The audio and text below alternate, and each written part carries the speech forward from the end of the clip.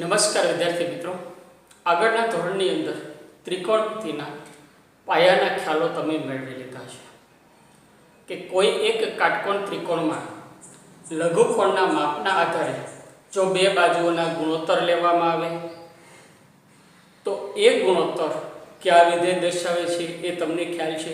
એનું થોડુંક આપણે પુનરાવર્તન જોઈ લઈએ.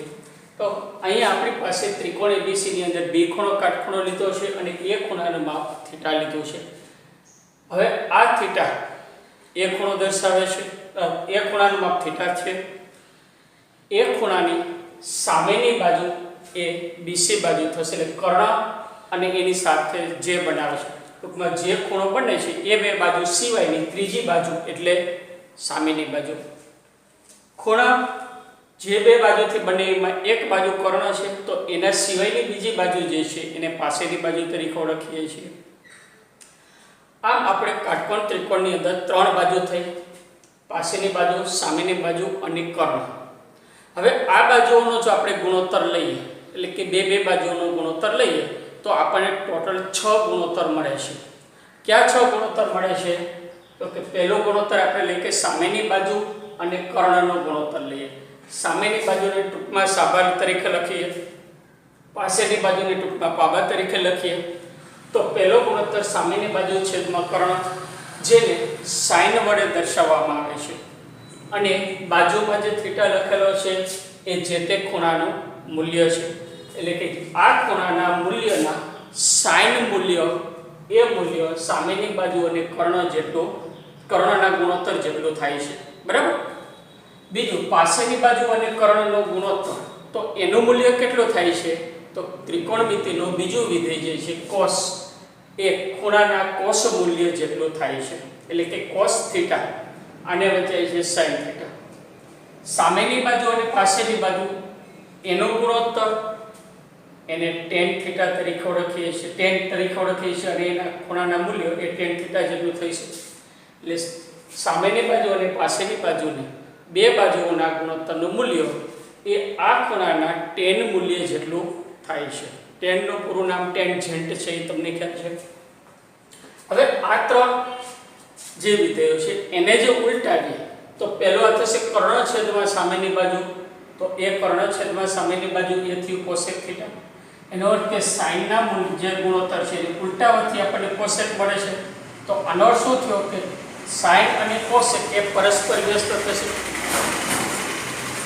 કોસેક બરાબર 1/sin, તો sin અને cosec નો ગુણાકાર 1 થઈ ગયો. તો બે સંખ્યાનો ગુણાકાર જો 1 થતો હોય તો બંને સંખ્યા એકબીજાની વ્યસ્ત છે તેમ આપણે કહીએ છીએ.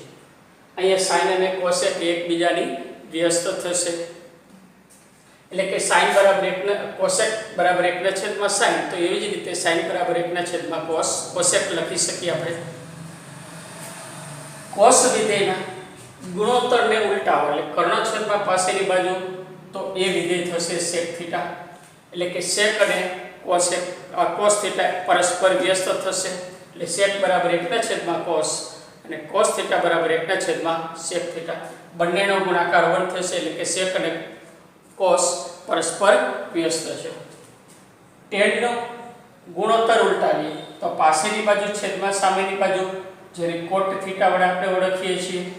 એનો અર્થ કે cot થીટા અને tan થીટા પરસ્પર વ્યસ્ત થયા. cot થીટા બરાબર 1, tan થીટા બરાબર 1/cot થીટા અને cot થીટા બરાબર 1/tan થીટા. બંનેનો ગુણાકાર 1 થશે. હવે જો આપણે થોડુંક આગળ વધીએ તો sin અને cos આ બંનેનો ગુણોત્તર લઈએ તો આપણે આ પ્રમાણે મળે કે સાબા છેદમાં કર્ણ, પાબા છેદમાં કર્ણ. બંનેના છેદના અંશનો છેદ અને છેદનો છેદ સરખો હોવાથી દૂર થાય, એટલે સાબા છેદમાં પાબા મળશે. એનો અર્થ કે sin છેદમાં cos મળ્યું તો એ શું હતું? tan થીટા થશે. એટલે કે tan થીટા બરાબર સાબા છેદ sin થીટા છેદમાં cos થીટા થશે. આપણને ખ્યાલ છે કે સાબા છેદમાં પાસેની બાજુ છે, આ છે tan થીટા. હવે જો આને બંનેને કર્ણ વડે ભાગી નાખો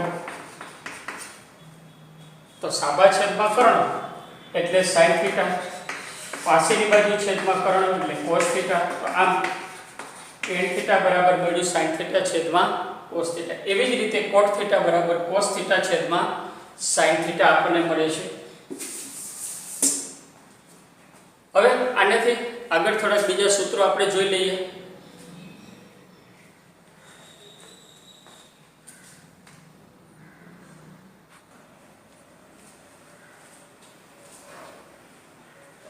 હવે આપણે અહીંયા એકમ વર્તુળ દોરેલું છે। હવે એકમ વર્તુળ એ શું છે પહેલા સમજી લઈએ કે કોઈ એક વર્તુળ જો આપણે દોરીએ અને એ વર્તુળની ત્રિજ્યા 1 એકમ હોય। 1 એકમનો મતલબ 1 સેન્ટીમીટર હોઈ શકે, 1 ફૂટ હોઈ શકે, 1 મીટર, 1 કિલોમીટર, ટૂંકમાં એક પ્રમાણમાં હોઈ શકે। એટલે કે જે ત્રિજ્યા છે એ ત્રિજ્યા જો એકના માપમાં હોય પછી એકમ ગમે તે હોય તો એવા વર્તુળને એકમ વર્તુળ તરીકે ઓળખીએ છીએ। અહીંયા એક એકમ વર્તુળ લીધો છે।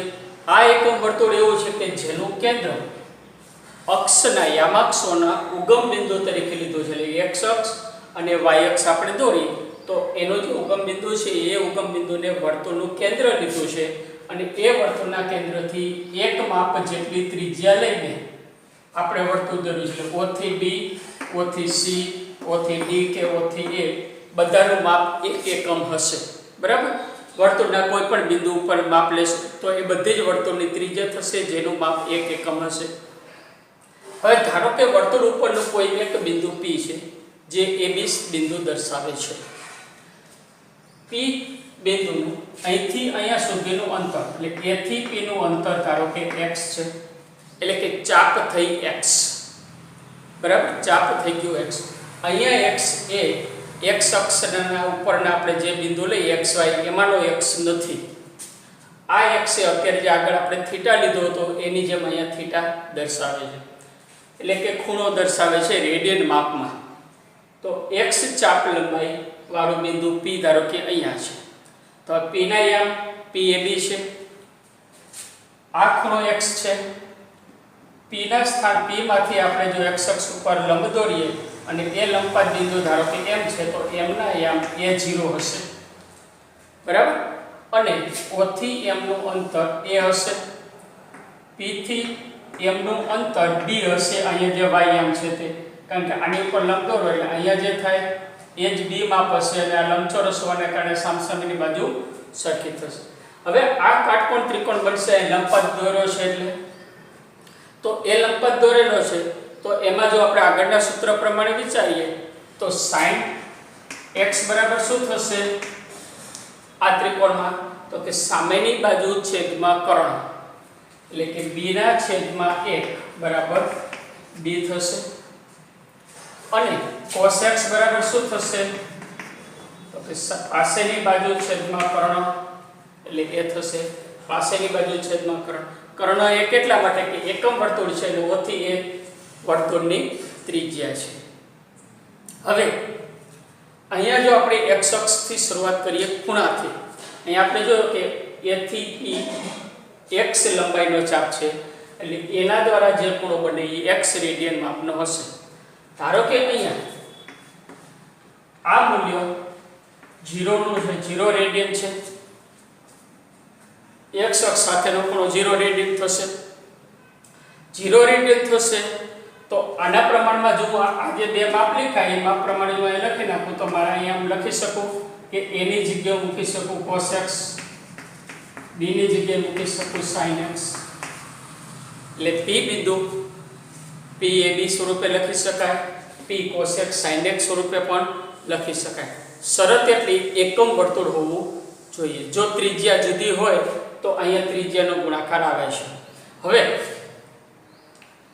એ 1 0 સ્થાન છે x અક્ષની જ્યાં વર્તુળ છેદે છે આ માપ 1 હોવાથી અહીંથી અહીં સુધી માપ 1 હોવાથી એ બિંદુને અહીંયા 1 0 થશે। ખૂણો 0 છે કારણ કે બંને કિરણ એક જ સ્થાન ઉપર લઈએ તો ખૂણો 0 થાય તો આના બરાબર આપણે લખી શકીએ cos 0 અને sin 0। એનો અર્થ એવો શું થયો કે cos 0 નું મૂલ્ય 1 થયું, sin 0 નું મૂલ્ય 0 થયું। એટલે અહીંયા cos 0 બરાબર 1, sin 0 બરાબર 0 થયું। બરાબર। હવે એથી આગળ જઈએ અહીંથી અહીંયા સુધી તો એક વર્તુળ 2π માપનો રેડિયન બનાવે છે એક પરિભ્રમણ, ચોથા ભાગનું પરિભ્રમણ થયું, ચોથા ભાગનું પરિભ્રમણ એટલે 2π ના ભાગ્યા 4 થશે, 2π ભાગ્યા 4 એટલે π/2 માપ થશે એ બેવું છે એટલે તો આ ખૂણાનું માપ π/2 રેડિયન હશે. આ બાજુ ખૂણાનું માપ કેટલું હશે તો કે π/2. હવે π/2 રેડિયન છે તો હું આને આમ લખી શકું આ જ પદ્ધતિ પ્રમાણે cos π/2 અને sin π/2. બરાબર. તો એનો અર્થ એવો થયો કે cos π/2 નું મૂલ્ય કેટલું થયું 0. cos π/2 બરાબર થયું 0. sin π/2 તો કે એ થયું 1.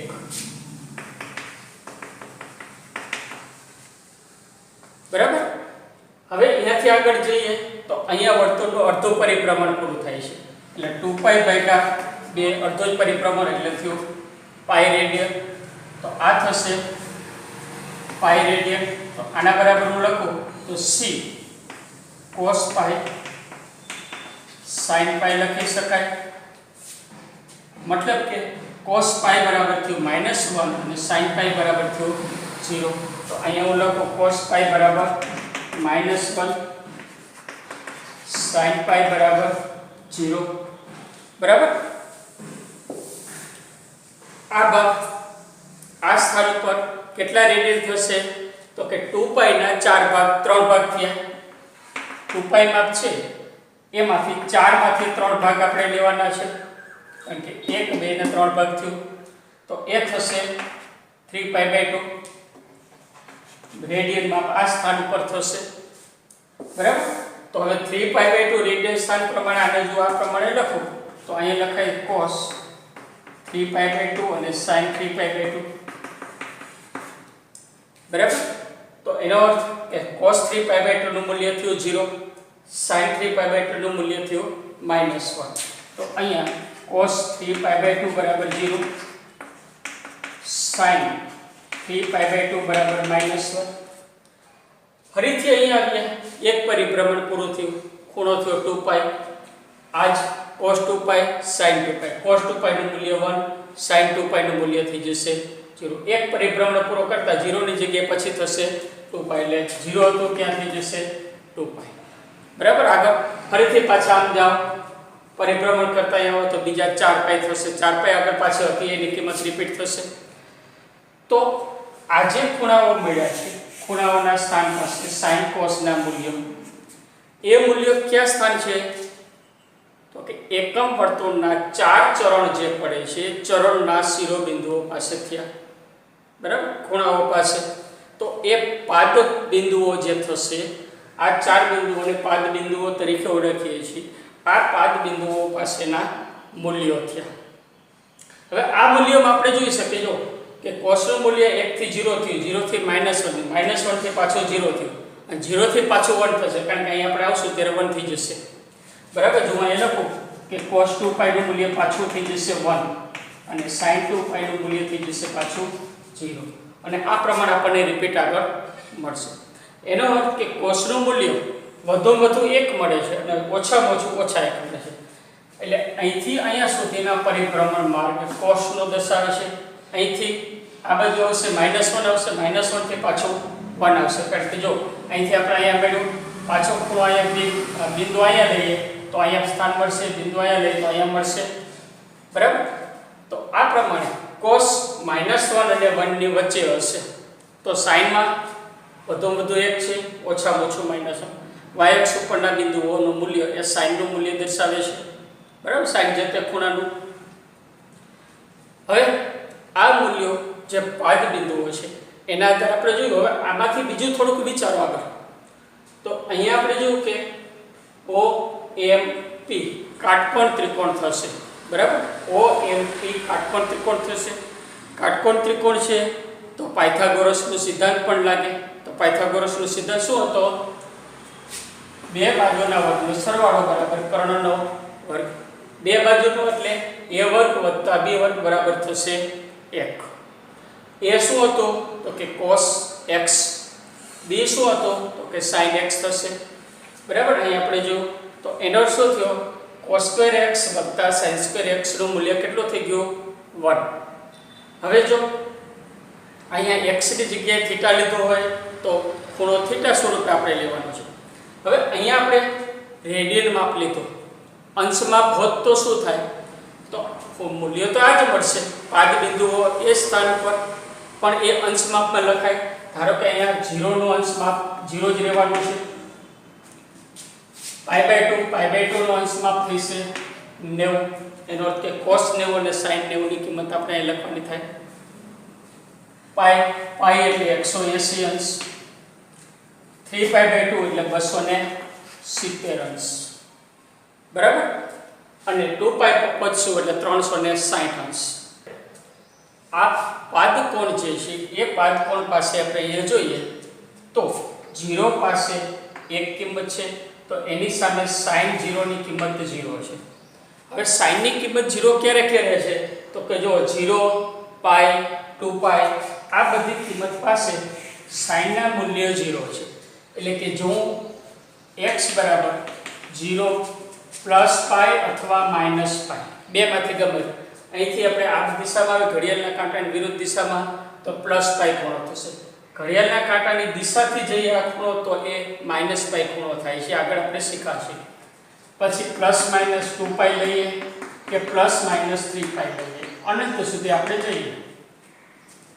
2π થી આગળનો ખૂણો એટલે એક પરિભ્રમણ થઈને થયું. ધારો કે 3π ખૂણો કેવી રીતે થશે? તો કે અહીંથી મેં એક પરિભ્રમણ પૂરું કર્યું એટલે આ થયો 2π નો ખૂણો.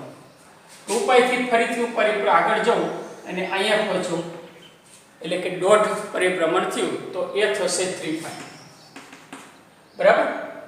એક આખું પરિભ્રમણ પ્લસ બીજું અડધું એટલે એ થશે 3π. 4π હોય તો અહીંથી પાછા આવો એટલે બે પરિભ્રમણ પૂર્ણ થયા.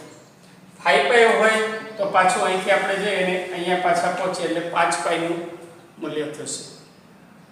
તો આ બધા ખૂણા પાસે એટલે કે પાઈના ગુણક પાસે, પાઈના ગુણક પૂર્ણાંક આપણે લઈએ તો એ બધા પાસે sin નું મૂલ્ય 0 થાય છે હંમેશા. એટલે કે x બરાબર 0 plus minus π plus minus 2π plus minus 3π આવી રીતે કોઈ પણ લઈએ તો 0 થાય છે. હવે આ બધા પાઈને આવી રીતે છૂટા છૂટા લખવાની જગ્યાએ જો મારે ભેગું લખવું હોય તો એટલે કે sin x બરાબર 0 જ્યારે x બરાબર nπ, જ્યાં n belongs to z. nπ અથવા kπ સ્વરૂપે લખી શકો. n belongs to z એટલે n પૂર્ણાંક સંખ્યા છે. તો જે સ્થાન ઉપર sin નું મૂલ્ય 0 આવે છે એ સ્થાનના બિંદુઓનો ગણ એટલે જે તે વિધેયના શૂન્યનો ગણ કહેવાય છે. એટલે sin વિધેય શૂન્ય ક્યારે હોય? જ્યારે x બરાબર nπ હોય તો sin વિધેય હંમેશા 0 હશે. તો cos વિધેયમાં શું થાય છે? તો અહીંયા આપણે જોયું કે π/2 હોય તો 0 થઈ ગયું, પછી 3π/2 હોય તો 0 થાય છે, 2π/2 હોય 2π/2 તો π 2 ઉડી જશે, π થશે, π આગળ 0 નથી, -1 છે. તો એનો અર્થ કે જો x બરાબર π/2 હોય, પછી 3π/2 હોય, પછી 3 પછી આપણે લેશું 5π/2, આ બિંદુઓ પાસે cos નું મૂલ્ય હંમેશા 0 હશે. અહીંયા છે π/2 પછી 3π/2, પાછો રાઉન્ડ મારીને આપણે અહીંયા પહોંચશું એટલે 5π/2 આવશે, પાછા અહીંયા આવશું એટલે 7π/2 આવશે, પાછા અહીંથી જશું એટલે 9π/2 થશે. એટલે એકી π/2 અયુગ્મ પૂર્ણાંક π/2 હોય ત્યારે cos નું મૂલ્ય 0 થાય છે. cos x બરાબર 0 થાય છે. એટલે કે માટે x બરાબર 2n + 1 π/2 n belongs to z implies cos x બરાબર 0. બરાબર. હવે આની ઉપરથી જો આપણે થોડુંક વિચારીએ તો આગળ જે આપણે સૂત્ર લીધા હતા કે cosec x બરાબર 1/sin x એટલે cos θ બરાબર 1/sin આપણે જોયું અત્યારે. તો હવે sin x અહીં આપણે x ખૂણો લીધો છે તો x ની ચર્ચા કરીએ તો cosec x બરાબર 1/sin x આ દરેક વખતે સત્ય છે તો કે ના જો x નું મૂલ્ય આમાંનું કંઈક હોય તો અવ્યાખ્યાયિત થઈ જાય અવ્યાખ્યાયિત થઈ જાય એનો અર્થ શું થયો કે cosec x નો જે પ્રદેશ ગણ છે જ્યારે આપણે વિધેયની વાત કરી હતી પ્રદેશ ગણ છે એ પ્રદેશ ગણમાંથી sin જ્યાં જ્યાં શૂન્ય છે એટલું આપણે બાદ કરી નાખવું પડે બરાબર તો હવે sin અને cos નો પ્રદેશ ગણ શું હશે પહેલા એને આપણે જોઈ લઈએ તો અહીંથી આખું પરિભ્રમણ બધી જ કિંમત માટે એટલે કોઈ એક કિરણના ગમે તેટલા પરિભ્રમણ કરો બધા જ માટે sin અને cos વ્યાખ્યાયિત છે એનો અર્થ કે sin વિધેયનો અને cos વિધેયનો પ્રદેશ ગણ વાસ્તવિક સંખ્યાઓનો ગણ છે બંને r છે વિસ્તાર શું આવે છે જવાબ તો અત્યારે હમણાં જ આપણે જોયું હતું કે cos વિધેયમાં 1 થી -1 -1 થી 1 ની વચ્ચે જ રહેશે ક્યાંય બહાર જતો નથી બરાબર તો cos વિધેયનો વિસ્તાર -1 થી 1 ની વચ્ચે સંવૃત અંતરાલ છે sin વિધેય વધુ એક cos ઓછામાં ઓછું -1 મૂલ્ય મળે છે એનેથી બહાર ક્યારેય મળતો નથી તો sin વિધેય અને cos વિધેય બંનેનો વિસ્તાર સંવૃત અંતરાલ -1 થી 1 થશે બરાબર હવે આજ એકમ વર્તુળની અંદર P બિંદુ આપણે AB લીધો છે એમ કાટખૂણો હતો તો અહીંયા ત્રિકોણ OMP કાટકોણ થશે બરાબર કાટકોણ ત્રિકોણ હોય તો પાયથાગોરસ પ્રમાણે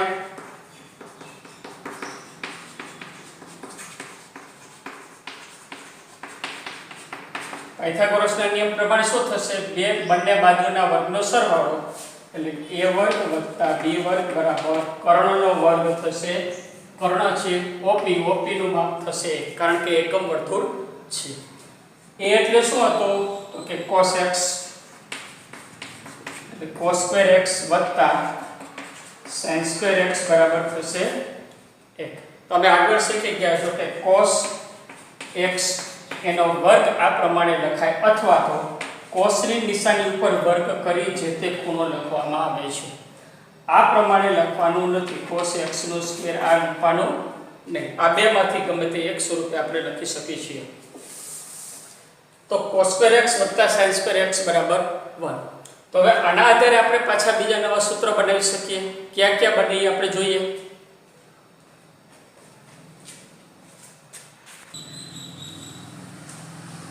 તો અત્યારે જો છે cos square sin square x બરાબર 1 તો હું sin square ને જમણી બાજુ લઈ જાઉં તો cos square x બરાબર મને મળે 1 - sin square x અને sin square x બરાબર 1 - cos square x મળે આનો ઉપયોગ કરીને શું ફાયદો તો કે ધારો કે cos x ની કિંમત આપણને આપેલી છે અને sin ની કિંમત મેળવવી છે તો આ સૂત્રની મદદથી મેળવી શકીએ sin ની આપેલી છે અને cos ની મેળવવાની છે તો આ સૂત્રની મદદથી મેળવી શકીએ અથવા ત્રણમાંથી ગમે તે એક સૂત્ર વાપરીને પણ એક વિધેય આપેલું હોય ત્યારે બીજો વિધેયની કિંમત મેળવી શકાય છે હવે અહીંયા આપણને જે સૂત્ર આપેલું છે એમાંથી થોડુંક આપણે આગળ વધીએ તો sin square x cos square બેના વર્ગનો સરવાળો 1 છે cos square x sin square x બરાબર 1 છે બધાને હું cos સ્ક્વેર વડે ભાગી નાખું છું cos square x છેદમાં cos square x બરાબર બધા જ પદને આપણે cos square x વડે ભાગીએ છીએ તો 1 ના છેદમાં cos square x થશે આ મૂલ્ય થઈ ગયું 1 sin square છેદમાં cos square એટલે sin square x છેદમાં cos square x તો sin અને cos નો ગુણોત્તર એ tan વિધેય હતો તો sin square x છેદમાં cos square x એટલે એ થયું tan square x બરાબર 1 ના છેદમાં cos એટલે sec અહીંયા વર્ગ છે તો sec વર્ગ x આ થયું આપણા વર્ગનું બીજું સૂત્ર આની જેમ ત્રણ ભાગમાં વહેંચી શકો tan વર્ગનું સામે લઈ જાઓ તો sec વર્ગ x ઓછા tan વર્ગ x બરાબર 1 મળે બરાબર અને આપણે એ લીધું કે 1 + tan સ્ક્વેર બરાબર sec સ્ક્વેર અને tan સ્ક્વેર x બરાબર ઓકે sec સ્ક્વેર x - 1 આમ આ બીજા ત્રણ સૂત્ર થયા cos સ્ક્વેર વડે આપણે અહીંયા ભાગ્યા. હવે જો હું sin સ્ક્વેર વડે ભાગું તો મને સૂત્ર બદલાશે આમાં. તો અહીંયા આપણે cos સ્ક્વેર x વત્તા sin સ્ક્વેર x બરાબર 1 છે. બધા જ નો sin સ્ક્વેર વડે ભાગી નાખું.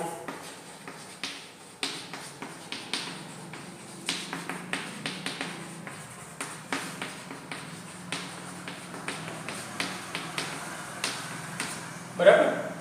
પહેલું cos સ્ક્વેર છેદમાં sin સ્ક્વેર. કોનું સૂત્ર થશે? તો કે cot x નું.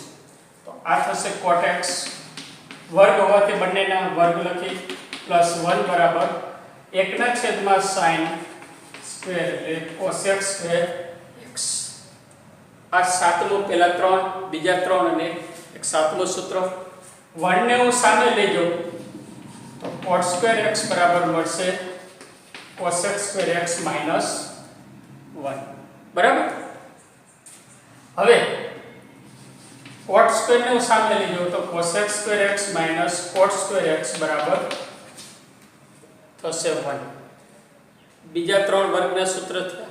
તો હવે અહીંયા તમે જોઈ શકો છો કે આ 3 હોય કે આ 3 હોય, મૂળ આ એક જ સૂત્ર ઉપરથી આપણને મળેલો છે. આ સૂત્રને cos સ્ક્વેર વડે ભાગો તો આમાં આ સૂત્ર મળશે. બધાને sin સ્ક્વેર વડે ભાગીએ તો આ 3 સૂત્ર મળશે. એટલે કે આ એક સૂત્ર આપણને ખ્યાલ હોય તો બાકીના બધા સૂત્રો ગમે તે રીતે મેળવી શકીએ છીએ આ પદ્ધતિ.